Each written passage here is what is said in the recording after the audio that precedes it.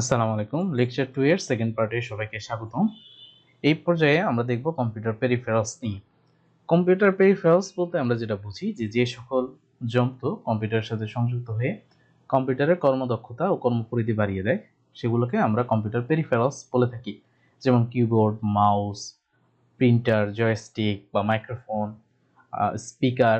এই জিনিসগুলো ব্যবহার করার ফলে আমাদের কম্পিউটারের ব্যবহার বা কম্পিউটার থেকে ফলাফল পাওয়াটা আমাদের জন্য সহজ হয়। এই কারণেই এই জিনিসগুলোকে আমরা কম্পিউটার পেরিফেরালস বলে থাকি। কম্পিউটার পেরিফেরালস এটা তিনটা অংশ, একটা হচ্ছে ইনপুট ডিভাইস, একটা হচ্ছে আউটপুট ডিভাইস, আর কিছু যন্ত্র আছে যেগুলো ইনপুট এবং আউটপুট উভয় হিসেবেই কাজ করে। এগুলোকে আমরা বলি ইনপুট অ্যান্ড আউটপুট ডিভাইস। তো ইনপুট ডিভাইস হিসেবে যে সমস্ত ডিভাইসগুলো আমরা সাধারণত ব্যবহার করি, যেমন keyboard, mouse, light pen, joystick, graphics tablet, scanner, MICR, OMR, OCR, microphone, webcam, barcode reader, এই সবগুলো হচ্ছে ইনপুট ডিভাইস। এবং আমরা আমাদের এই সেকেন্ড লেকচারের শুরুতে যখন পূর্ববর্তী বিসিএস এর কোশ্চেনগুলো আমরা দেখেছি, তখন আমরা এটা দেখেছি যে ইনপুট ডিভাইস, আউটপুট ডিভাইস বা ইনপুট আউটপুট ডিভাইস সম্পর্কে অনেক প্রশ্ন বিসিএস পরীক্ষায় আসে। এই কারণে এই জিনিসগুলো সম্পর্কে আমাদের একটু ধারণা থাকতে হবে। ইনপুট ডিভাইস বলতে আমরা যেটা বুঝি যে যেসব যন্ত্রের সাহায্যে আমরা কম্পিউটারকে নির্দেশ দিতে পারি বা আমরা ইনপুট দিতে পারি কোনো একটা জিনিস, আমরা কম্পিউটারকে নির্দেশ দেওয়ার জন্য যে ডিভাইসগুলো আমরা ব্যবহার করি সেগুলোকে আমরা বলি ইনপুট ডিভাইস। আউটপুট ডিভাইস হচ্ছে সেগুলো যে যন্ত্রের সাহায্যে কম্পিউটার আমাদেরকে ফলাফল প্রদর্শন করে বা ফলাফল পাওয়া যায় যে যন্ত্রগুলোর সাহায্যে, সেগুলোকে আমরা বলি আউটপুট ডিভাইস। যেমন মনিটরের সাহায্যে আমরা কি করি, কোনো একটা জিনিসের ফলাফল বা রেজাল্ট আমরা দেখতে পারি। মনিটরের সাহায্যে কিন্তু আমরা কম্পিউটারে কোনো নির্দেশ দিতে পারবো না। প্রিন্টারের সাহায্যে কিন্তু কম্পিউটারে কোনো নির্দেশ দেওয়া সম্ভব নয়, কিন্তু কম্পিউটারের সাহায্যে যেটা সম্ভব সেটা হচ্ছে একটা আউটপুট পাওয়া। আমি যদি কিবোর্ড দিয়ে আমি প্রিন্ট ওকে করলাম, এটা হচ্ছে ইনপুট। এখন এই প্রিন্টারটা কি করবে, সে এটা আউটপুট হিসেবে আমাকে কাগজটা প্রিন্ট করে দিবে। সো প্রিন্টার হচ্ছে একটা আউটপুট ডিভাইস। স্পিকার, স্পিকারে শব্দ শোনা যায়, শুধু শোনাই যায়, এটা সাহায্যে ইনপুট দেওয়া যাবে না। সো এটা একটা আউটপুট ডিভাইস। প্রজেক্টর, হেডফোন, প্লোডার, এগুলো হচ্ছে আউটপুট ডিভাইস। এবং কিছু ডিভাইস আছে যেগুলো ইনপুট এবং আউটপুট উভয় হিসেবে কাজ করে, যেমন মডেম বা টাচ স্ক্রিন। টাচ স্ক্রিন আমাদের মোবাইলের টাচ স্ক্রিন, এখানে আমরা টাচও করতেছি, মানে ইনপুটও দিচ্ছি টাচ করে, এবং এই যে টাচ করলাম বা ইনপুট দিলাম, এটার সাহায্যে যে ফলাফলটা এটাও আমার স্ক্রিনের মধ্যেই ভেসে ওঠে। এই কারণে টাচ স্ক্রিন এটা একটা ইনপুট আউটপুট ডিভাইস। সিমিলারলি পাঁচ কার্ড, সিডি, ডিভিডি বা হার্ড ডিস্ক, এগুলো সবই ইনপুট আউটপুট একই সাথে কাজ করে, এজন্য এদেরকে ইনপুট আউটপুট ডিভাইস বলা হয়। সর্বপ্রথম আমরা সবচেয়ে গুরুত্বপূর্ণ ইনপুট ডিভাইসটা দেখব, সেটা হচ্ছে কিবোর্ড। এই যে কিবোর্ড মানে হচ্ছে কন্ট্রোল বোর্ড। এই কিবোর্ডটা বর্তমানে আমরা যেরকম দেখি, এর শুরুটা কিন্তু এরকম ছিল না। সর্বপ্রথম এই কিবোর্ডের যে আবিষ্কার সেটা শুরু হয় ক্রিস্টোফার ল্যাথামের হাত ধরে 1868 সালে। তিনি একটা টাইপরাইটার মেশিন আবিষ্কার করেন। যে টাইপরাইটার মেশিনটা কিছুদিন আগেও যে টাইপরাইটার মেশিন ইউজ করা হতো, এটা কিন্তু ওরকম ছিল না। এই টাইপরাইটার মেশিনটা ছিল মূলত, আমরা জানি যে আমেরিকা বা ব্রিটিশ এরা আগে পেঁচিয়ে পেঁচিয়ে লিখতো, যে কারণে লেখাগুলো সবসময় বোঝা যেত না। তো উনি চিন্তা করলো যে আমি যদি কোনো একটা ফরম্যাটে সবকিছু লিখতে পারতাম যে লেখাগুলো স্পষ্ট বোঝা যাবে, তো সেই চিন্তা থেকে উনি এই টাইপরাইটার মেশিনটা আবিষ্কার করেন। এরপর 1930 সালে আইবিএম একটি কিবোর্ড আবিষ্কার করে, যেটা ছিল টেলিটাইপ মেশিন নামে আইবিএম 1930 সালে একটি কিবোর্ড আবিষ্কার করেন, এবং সেইটা থেকে ধীরে ধীরে বর্তমানে আমরা যে কিবোর্ডগুলো ইউজ করি সেই কিবোর্ডে রূপান্তরিত হয়েছে। সাধারণত একটা কিবোর্ডে 105টা কি থাকে, তো যদি পরীক্ষায় 105টা না থাকে তাহলে উত্তর হবে 104। নর্মালি সাধারণ কিবোর্ডগুলোতে 104টা থেকে 125টা পর্যন্ত কি থাকতে পারে। কিবোর্ড দুই রকমের হয়ে থাকে, একটা হচ্ছে স্ট্যান্ডার্ড কিবোর্ড আর একটা হচ্ছে এনহ্যান্সড কিবোর্ড। নরমালি আমরা যে কিবোর্ডগুলো ব্যবহার করি সেটা হচ্ছে এনহ্যান্সড কিবোর্ড, এবং এগুলাতে একটু বেশি পরিমাণ লাইক 105টা কি থাকে। আর কম্পিউটারের লেআউটগুলা বিভিন্ন ভাগে ভাগ করা যায়। এটা ভাগ করা হয় কিবোর্ডের প্রথম 6টা লেটারের উপর ভিত্তি করে। আমরা নরমালি যে কিবোর্ডগুলো এখন ইউজ করি এগুলো হচ্ছে কিউডব্লিউইআরটিওয়াই, এই কিবোর্ডগুলো আমরা ইউজ করি আমাদের বাসায়, ল্যাপটপ বা কম্পিউটারে। তোমরা দেখবা যে প্রথম উপরের দিকে 6টা লেটার হচ্ছে এই কিউডব্লিউইআরটিওয়াই।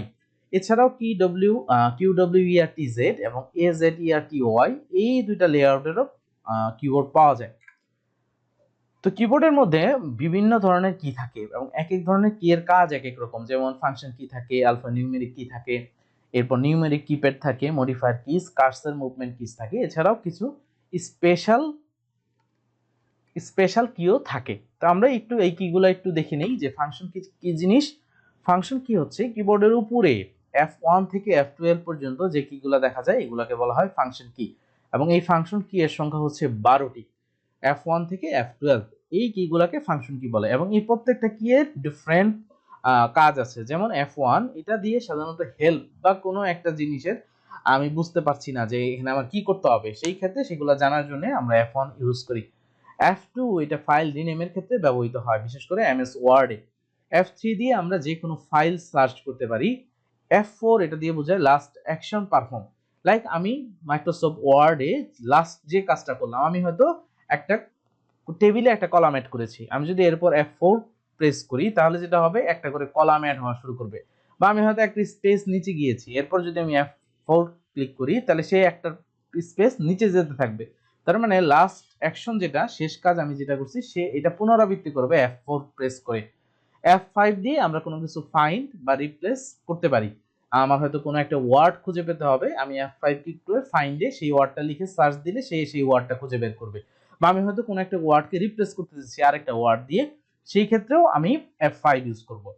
F6 দিয়ে ইন্টারনেট ব্রাউজারের অ্যাড্রেস বারে চলে যাবে। আমাদের কম্পিউটারে আমরা কিছু ইন্টারনেট ব্রাউজার ইউজ করি, লাইক মজিলা ফায়ারফক্স বা গুগল ক্রোম, মাইক্রোসফট এজ, এগুলো আমরা ইউজ করি। এর মধ্যে একটা থাকে ডিফল্ট, মানে বাই ডিফল্ট যেটা ওপেন হবে। F6 প্রেস করলে এই বাই ডিফল্ট ব্রাউজারের অ্যাড্রেস বারে চলে যাবে। F7 আমরা ইউজ করি স্পেলিং চেক করার জন্য। F8 দিয়ে আমরা সেভ মোডে চলে যেতে পারি। F9 ইউজ করা হয় সিস্টেমের জন্য। F10 কোন সফটওয়্যার বা কোনো অ্যাপ্লিকেশনের মেনু বারে যাওয়ার জন্য ব্যবহার করা হয়। F11 ব্যবহার করা হয় ফুল স্ক্রিন করার জন্য, এবং F12 এটা সেভ এজ এর জন্য ব্যবহার করা হয়। এখন আমরা দেখি যে আলফা নিউমেরিক কি কোনগুলা। আলফা নিউমেরিক কি হচ্ছে যে কম্পিউটারের কিবোর্ডের উপরে এই যে F মানে ফাংশন কিগুলা নিচ থেকে এই যে 0 থেকে 9 পর্যন্ত এবং A থেকে Z, এই যে 0 থেকে 9 এবং A থেকে Z পর্যন্ত যে কিগুলা, এই কিগুলাকে বলা হয় আলফা নিউমেরিক কি। এরপর আছে নিউমেরিক কি বা নিউমেরিক কিপ্যাড। আমাদের কিবোর্ডের ডান পাশে যে 1 2 3 9 পর্যন্ত, এরপর যোগ বিয়োগ গুণ ভাগ এগুলা থাকে, এগুলাকে বলা হয় নিউমেরিক কি। এই নিউমেরিক কিতে তোমরা গুনে দেখবা যে প্রত্যেকটা কিবোর্ডে নিউমেরিক কিতে এখানে 17টা কি থাকে। এরপর আছে মডিফায়ার কি। শিফট, কন্ট্রোল এবং অল্টার এই তিনটাকে মডিফায়ার কি বলা হয়, কারণ এই তিনটা চাপ দিয়ে ধরে আমরা যে কোনো কমান্ডকে মডিফাই করতে পারি। যেমন আমার হয়তো ছোট হাতের লেখা, আমার হয়তো বড় হাতের বা ক্যাপিটাল লেটারের আমি শব্দ লিখতে যাচ্ছি, সেই ক্ষেত্রে শিফট প্রেস করে যদি আমি ওই ওয়ার্ডটা প্রেস করি, এটা বড় হাতের বা ক্যাপিটাল লেটারে এটা প্রিন্ট হবে। এই জন্য এই তিনটা শিফট, কন্ট্রোল এবং অল্টারকে বলা হয় মডিফায়ার কি। এরপর আছে কার্সর মুভমেন্ট কি। এই যে চারটা কার্সর বা চারটা কি আছে, এই চারটা কি প্রেস করে আমরা আমাদের কার্সরকে মুভ করাতে পারি, এই জন্য এই চারটাকে বলা হয় কার্সর মুভমেন্ট কি। এছাড়াও আরো কিছু স্পেশাল কি আছে, যেমন ডিলেট, ব্যাক স্পেস, এসকেপ, এই কিগুলাকে বলা হয় স্পেশাল কি। এটা হচ্ছে বিজয় কিবোর্ড এবং মোস্তফা জব্বার 1980 সালে এই কিবোর্ডটা আবিষ্কার করে, যে কিবোর্ড দিয়ে আমরা বাংলা লিখতে পারি। এরই ধারাবাহিকতায় ডক্টর মেহেদী হাসান 2003 সালে আবিষ্কার করে অভ্র কিবোর্ড, যে কিবোর্ড আবিষ্কারের ফলে বাংলা লেখা আমাদের জন্য অনেক বেশি সহজ হয়ে গিয়েছে। আমরা জাস্ট ইংরেজিটা বাংলার মতো করে টাইপ করলে এখানে অটোমেটিক্যালি বাংলাটা চলে আসে। এই জন্য অভ্র কিবোর্ড প্রচন্ড জনপ্রিয়, এবং এই অভ্র কিবোর্ডটা ডক্টর মেহেদী হাসান কিন্তু একদম ফ্রি করে দিয়েছে। এটা আমরা ফ্রিতে ইন্টারনেট থেকে ডাউনলোড করে আমরা এটা ব্যবহার করতে পারি। এরপর আমরা দেখব আরেকটা ইম্পর্টেন্ট ইনপুট ডিভাইস, সেটা হচ্ছে মাউস। তো পরীক্ষায় দুই ধরনের কোশ্চেন আসে, একটা আসে যে মাউস কোন ধরনের ডিভাইস, মাউস হচ্ছে ইনপুট ডিভাইস। আরেকটা আসে যে মাউস কোন ধরনের ইনপুট ডিভাইস, মাউস হচ্ছে পয়েন্টিং টাইপ ইনপুট ডিভাইস। তার মানে এই দুইটা জিনিস আমাদের মনে রাখতে হবে, মাউস হচ্ছে ইনপুট ডিভাইস এবং মাউস হচ্ছে pointing type input device. Mouse দিয়ে আমরা কোনো কিছু পয়েন্টিং এর কাজে আমরা মাউসটাকে ব্যবহার করি। মাউস প্রথম আবিষ্কৃত হয় 1963 সালে এবং এটা আবিষ্কার করলেন ডগলাস এঞ্জেলবার্ট, এবং সে এই যে 1963 সালে মাউস আবিষ্কার করে এইটার প্যাটেন্ট উনি পান 1970 সালে। তো ওনার আবিষ্কৃত এই মাউস সর্বপ্রথম একটা কোম্পানি এটা ব্যবহার করতে চায় যার নাম ছিল জেরক্স কোম্পানি। তবে জেরক্স কোম্পানি এই মাউসটা সঠিকভাবে তারা ব্যবহার করতে পারেনি। পরবর্তীতে 1980 সালে ম্যাকিনটশ কম্পিউটারে সর্বপ্রথম মাউসের ব্যবহার করা হয়। ম্যাকিনটশ বলতে অ্যাপেলের যে কম্পিউটারগুলো, অ্যাপেল সেই কম্পিউটারগুলোকে আমরা বলি ম্যাকিনটশ কম্পিউটার। সেই কম্পিউটারে 1980 সালে সর্বপ্রথম মাউস ব্যবহার করা হয়। এরপর আরেকটা ইনপুট ডিভাইস হচ্ছে OMR. OMR means optical mark reader বা অপটিক্যাল মার্ক রিকগনিশন। এই ওএমআর দিয়ে নর্মালি আমাদের যে পরীক্ষার উত্তরপত্র, এই উত্তরপত্র মূল্যায়নের ক্ষেত্রে ব্যাপকভাবে এই ওএমআর ব্যবহার করা হয়। এছাড়া জনমত জরিপ, আদমশুমারি, গবেষণা বা স্বাস্থ্যের ক্ষেত্রে এই ওএমআর ব্যবহার করা হয়। এই ওএমআর দুইটা জিনিস চিনে, একটা হচ্ছে সে পেন্সিলের কালি এবং একটা হচ্ছে কলমের কালি। এই দুইটা জিনিস সে শুধু বুঝতে পারে। পেন্সিলের মধ্যে গ্রাফাইট থাকে। গ্রাফাইট আমরা জানি যে পেন্সিলের শীষ এটা গ্রাফাইট দিয়ে তৈরি। গ্রাফাইটের ভিত্তিতে ওএমআর পেন্সিলের কালি চিনতে পারে এবং কলমের কালি সে চিনে আলোর প্রতিফলনের ভিত্তিতে। আলোর প্রতিফলন। তাহলে এইটা আমাদের মনে রাখতে হবে যে ওএমআর সে পেন্সিল এবং কলমের কালি সে বুঝতে পারে। আরেকটা অপটিক ইনপুট ডিভাইস হচ্ছে OCR. OCR means optical character reader. এটার সাথে ওএমআর এর পার্থক্য হলো এই ওসিআর সে বর্ণ, চিহ্ন এবং রঙের পার্থক্য বুঝতে পারে। যেহেতু সে বর্ণ, চিহ্ন এবং রঙের পার্থক্য বুঝতে পারে, এই কারণে বিভিন্ন গোপনীয় দলিল বা চিঠি বা চিঠির পিনকোড এই সব ক্ষেত্রে এই ওসিআর ব্যবহার করা হয়। আরেকটা ইনপুট ডিভাইসের নাম হচ্ছে এমআইসিআর। এই এমআইসিআর মানে হচ্ছে ম্যাগনেটিক ইঙ্ক ক্যারেক্টার রিডার। এই এমআইসিআরটা নর্মালি ব্যাংকিং এর কাজে ব্যবহার করা হয়। ব্যাংকে এই এমআইসিআরটা ব্যবহার করা হয়। সাধারণত ব্যাংকের যে চেক থাকে সেই চেকটা পরীক্ষা করার জন্য এমআইসিআর ইউজ করা হয়। ব্যাংকের চেকের যে নাম্বারগুলা, এই নাম্বারগুলা একটা বিশেষ ধরনের কালি দিয়ে লেখা হয়, যেটাকে বলা হয় ফেরোসোফেরিক অক্সাইড যুক্ত কালি বা চুম্বকীয় কালি। এমআইসিআর যন্ত্রটা সেই এই ম্যাগনেটিক ইঙ্ক যুক্ত যে লেখা, এই লেখাটা সে পড়তে পারে। 16 ফেব্রুয়ারি 2009 সালে বাংলাদেশ ব্যাংক একটি প্রজ্ঞাপন জারি করে যে সমস্ত ব্যাংকে এমআইসিআর ব্যবহার করা হবে, এবং 1 নভেম্বর 2010 সাল থেকে সকল ব্যাংক এই এমআইসিআর বাধ্যতামূলকভাবে ব্যবহার করা শুরু করে। আরেকটি ইনপুট ডিভাইস হচ্ছে barcode reader. So barcode reader এটা একটা ইনপুট ডিভাইস। এই যে বারকোড, এটাকে ইউনিভার্সাল প্রোডাক্ট কোডও বলা হয়। নর্মালি আমরা যখন সুপার শপে যাই তখন আমরা দেখতে পাই যে প্রত্যেকটা প্রোডাক্টের গায়ে এই ধরনের একটা কোড লেখা থাকে, এবং এই কোডের বিপরীতে কম্পিউটারের মধ্যে ওই প্রোডাক্ট সম্পর্কে অনেকগুলো ইনফরমেশন সেভ করা থাকে, যেমন উৎপাদনের তারিখ বা প্রোডাক্টের প্রাইস, মেয়াদ উত্তোলনের তারিখ, কোম্পানির নাম, বিশেষত্ব বা প্রোডাক্টের বিবরণ। এই ধরনের বিভিন্ন ইনফরমেশন কম্পিউটারে সেভ থাকে। যখন আমরা এই বারকোড রিডার দিয়ে এই নাম্বারটা স্ক্যান করি, তো তখন কম্পিউটার এই নাম্বারের বিপরীতে ওই প্রোডাক্ট সম্পর্কে যে সকল তথ্য দেয়া আছে সেগুলা আমাদেরকে শো করে বা কোম্পানির লোককে শো করে। সো এটা হচ্ছে বারকোড রিডার, এটা একটা ইনপুট ডিভাইস। বারকোডের আপডেট ভার্সন যেটা, সেটা হচ্ছে কিউআর কোড বা কুইক রেসপন্স কোড। এই কুইক রেসপন্স কোড এটা 1994 সালে সর্বপ্রথম টয়োটা কোম্পানি এটা ব্যবহার করে। এই যে ডান পাশে যে কোডটা দেখা যাচ্ছে, এইটা এক ধরনের কিউআর কোড। এটা যদি আমরা স্ক্যান করি, এই কোডে সংরক্ষিত যে ইনফরমেশনগুলো আছে সেই ইনফরমেশনগুলো সে আমাদেরকে শো করবে। তোমরা যদি এই যে স্লাইডে যে স্ক্যান কিউআর কোডটা দেখা যাচ্ছে, এটা যদি তোমরা স্ক্যান করো, দেখবা যে কিছু ইনফরমেশন তোমাদের সামনে আসবে, তোমরা এটা স্ক্যান করে দেখতে পারো। এরপর আরেকটা ইনপুট ডিভাইস আমরা দেখবো, সেটা হচ্ছে ওয়েবক্যাম। ওয়েবক্যাম ইনপুট ডিভাইস হিসেবে কাজ করে। নর্মালি এটা আমরা ভিডিও চ্যাটিং এর জন্য এই ওয়েবক্যামটা ইউজ করি, মাঝখানে করোনার জন্য বা আমরা এই যে অনলাইনে ক্লাস নিচ্ছি এটার জন্য আমরা ওয়েবক্যাম ব্যবহার করি। এছাড়াও মিটিং বা ব্যক্তিগত যোগাযোগের জন্য ওয়েবক্যাম ব্যবহার করা হয়। আরেকটা ইনপুট ডিভাইস হচ্ছে ডিজিটাল ক্যামেরা, বা আমরা যেটাকে ডিএসএলআর বলি, ডিজিটাল সিঙ্গেল রেঞ্জ রিফ্লেক্স, যেটার ফুল মিনিং। এই ডিজিটাল ক্যামেরাতে ফিল্মের বদলে সিসিডি আকারে আমাদের ছবিগুলো ক্যাপচার করা হয়, বা চার্জ কাপল ডিভাইস। এবং এই যে ছবি ধারণ করা হয়, এই ছবি ধারণ করার যে একক বা এটার যে রেজুলেশন, এটার একক হচ্ছে পিক্সেল। যেটার মধ্যে যত বেশি পিক্সেল থাকে তার ছবি তত বেশি ভালো আসে। এছাড়াও আরো কিছু ইনপুট ডিভাইস আছে, যেমন মাইক্রোফোনের সাহায্যে আমরা আমাদের যে ভয়েস বা আমাদের যে কথা, এই কথাগুলো আমরা ইনপুট দিতে পারি। যেমন আমি তোমাদের ক্লাস এটা রেকর্ড করছি, সো মাইক্রোফোনের মাধ্যমে আমি কথা বলছি, এই কথাগুলো কম্পিউটারে গিয়ে রেকর্ড হচ্ছে।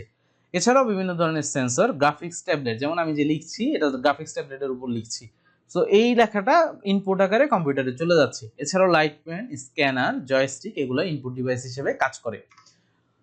আচ্ছা, এখন আমরা দেখব কিছু আউটপুট ডিভাইস। পৃথিবীতে সবচেয়ে বেশি ব্যবহৃত আউট ডিভাইস হচ্ছে মনিটর, সবচেয়ে বেশি ব্যবহৃত। সুতরাং যদি পরীক্ষায় থাকে সবচেয়ে বেশি ব্যবহৃত আউটপুট ডিভাইস কোনটি, সেটা হচ্ছে মনিটর। মনিটর কয়েক রকমের হয়ে থাকে। আগে আমরা এই ধরনের মনিটরগুলো দেখতাম, বেশ বড় সাইজের মনিটর ছিল। এই ধরনের মনিটরগুলো ছিল সিআরটি টাইপ বা ক্যাথোড রে টিউব। এই ক্যাথোড রে টিউবগুলোতে ইলেকট্রন গান থাকে, এক একটা কালারের জন্য, নর্মালি 3টা কালারের জন্য 3টা ইলেকট্রন গান থাকে, এবং এই গানগুলা থেকে আলো এসে ফসফর দানার উপর পড়লে ফসফর দানা উজ্জ্বল হয় এবং এই মনিটরের মধ্যে সেই ছবিগুলা দেখা যায়। তো এগুলা নর্মালি কম উজ্জ্বল ডিসপ্লে ছিল এবং আকারে ছিল অনেক বড়, এবং এর অতিরিক্ত বিদ্যুৎ খরচ হয় এই মনিটরগুলাতে, এবং এই মনিটরগুলা থেকে গামা রশ্মি বের হয়, যে কারণে ধীরে ধীরে বর্তমানে এই ধরনের মনিটরের ব্যবহার একদম বন্ধ হয়ে গিয়েছে। এছাড়া আরেক ধরনের মনিটর, সেটা হচ্ছে ফ্ল্যাট প্লেট মনিটর। বর্তমানে আমরা যে মনিটরগুলো ইউজ করি, এটা দুই রকমের হয়, একটা হচ্ছে এলসিডি এবং একটা হচ্ছে LED. LCD means liquid crystal display এবং LED means light emitting diode. তবে এলসিডির চাইতে এলইডি মনিটরগুলো অনেক বেশি উজ্জ্বল এবং ভালো, এবং চোখের জন্য এটা অনেক ভালো। আর এই এলইডি এটা 40% ইলেকট্রিসিটি সাশ্রয় করে এলসিডির চেয়ে। নর্মালি ভিজিএ কার্ড দিয়ে সিপিইউ এর সাথে আমরা এই মনিটরগুলো সংযুক্ত করে থাকি। বর্তমানে এইচডিএমআই পোর্ট আমরা ইউজ করি কম্পিউটারে মনিটর সংযোগের ক্ষেত্রে। এইচডিএমআই মানে হচ্ছে হাই ডেফিনেশন মাল্টিমিডিয়া ইন্টারফেস, এবং এই মনিটরগুলোতে বিদ্যুৎ খরচ কম হয় এবং আকারে অনেক ছোট। এছাড়াও আরেকটা আউটপুট ডিভাইস হচ্ছে প্রিন্টার। প্রিন্টারকে অফলাইন আউটপুট ডিভাইসও বলা হয়, এবং প্রিন্টারের রেজুলেশন মাপার একক হচ্ছে ডিপিআই বা ডটস পার ইঞ্চ। এই মনিটরগুলো নর্মালি দুই রকমের হয়, একটা হচ্ছে ইম্প্যাক্ট প্রিন্টার আর একটা হচ্ছে নন ইম্প্যাক্ট প্রিন্টার। ইম্প্যাক্ট প্রিন্টারকে আবার দুই ভাগে ভাগ করা যায়, একটা হচ্ছে লাইন প্রিন্টার আর একটা হচ্ছে সিরিয়াল প্রিন্টার। ইম্প্যাক্ট প্রিন্টার আমরা ওগুলোকেই বলি যেগুলাকে যে প্রিন্ট হেড প্রিন্ট করে সেটা কাগজের সাথে ডিরেক্ট সংস্পর্শে আসে, সেটাকে আমরা বলি ইম্প্যাক্ট প্রিন্টার। এবং ইম্প্যাক্ট প্রিন্টারের মধ্যে সবচেয়ে দ্রুত গতির হচ্ছে এই লাইন প্রিন্টার একবারে এক লাইন প্রিন্ট করে। এই জন্য দেখা যায় যে প্রতি মিনিটে এটা 200 থেকে 3000 পর্যন্ত লাইন প্রিন্ট করতে পারে। আরেকটা হচ্ছে সিরিয়াল প্রিন্টার, এটা প্রত্যেকবারে একটা করে ওয়ার্ড প্রিন্ট করে, এই কারণে এটা খুব আস্তে আস্তে কাজ করে। আর নন ইম্প্যাক্ট প্রিন্টার এটা দুই রকমের, একটা হচ্ছে ইঙ্কজেট প্রিন্টার আর একটা হচ্ছে লেজার প্রিন্টার। ইঙ্কজেট প্রিন্টার ওগুলো যেগুলা কাগজের উপরে নজল দিয়ে ম্যাগনেটিক ইঙ্ক বা তড়িৎ চার্জযুক্ত কালি এটা কাগজের উপরে ছড়িয়ে দেয়, এরপর তড়িৎ ক্ষেত্রের টানে এই যে চার্জযুক্ত যে কণাগুলা এগুলা বর্ণের আকার বা রূপ নেয়। আর লেজার প্রিন্টার হচ্ছে যেখানে আমরা লেজার ইউজ করি এই লেখাগুলা লেখার জন্য। নর্মালি বাজারে ইপসন বা ক্যাননের ইঙ্কজেট প্রিন্টারগুলো পাওয়া যায়, আর লেজার প্রিন্টারগুলো বিভিন্ন কোম্পানি এইচপি বা ক্যানন, এপসন, এগুলো সবারই লেজার প্রিন্টারও বাজারে পাওয়া যায়। এরপর হচ্ছে প্লটারও এক ধরনের প্রিন্টার, বাট এটা 14 ইঞ্চি চেয়ে বড় কাগজ প্রিন্ট করার জন্য ব্যবহার করা হয়। নর্মাল প্রিন্টারগুলোতে আমরা সাধারণত A4 বা A3 টাইপসের কাগজ আমরা প্রিন্ট করি, কিন্তু প্লটারে যখন আমাদের বড় কাগজ প্রিন্ট করা দরকার পড়ে তখন আমরা প্লটার ইউজ করি, যেমন বিলবোর্ড, ব্যানার বা বিজ্ঞাপনের কাজে ব্যবহার করা হয়। তবে প্লটারের সবচেয়ে ইম্পর্টেন্ট ব্যবহার হলো মানচিত্র তৈরিতে, কারণ মানচিত্রে আমাদের অতি সূক্ষ্ম লাইন ব্যবহার করতে হয়, যে লাইনগুলো প্রিন্ট করার জন্য প্লটার আমাদের খুব ভালো কাজ করে। তো এই ছিল আমাদের লেকচার 2, যেখানে আমরা কম্পিউটারের সংগঠন, প্রসেসিং হার্ডওয়্যার এবং বিভিন্ন পেরিফেরালস বা কম্পিউটারের ইনপুট আউটপুট ডিভাইস সম্পর্কে আমরা জানলাম। তো আজকে এই পর্যন্তই, দেখা হবে পরবর্তী ক্লাসে। ধন্যবাদ সবাইকে।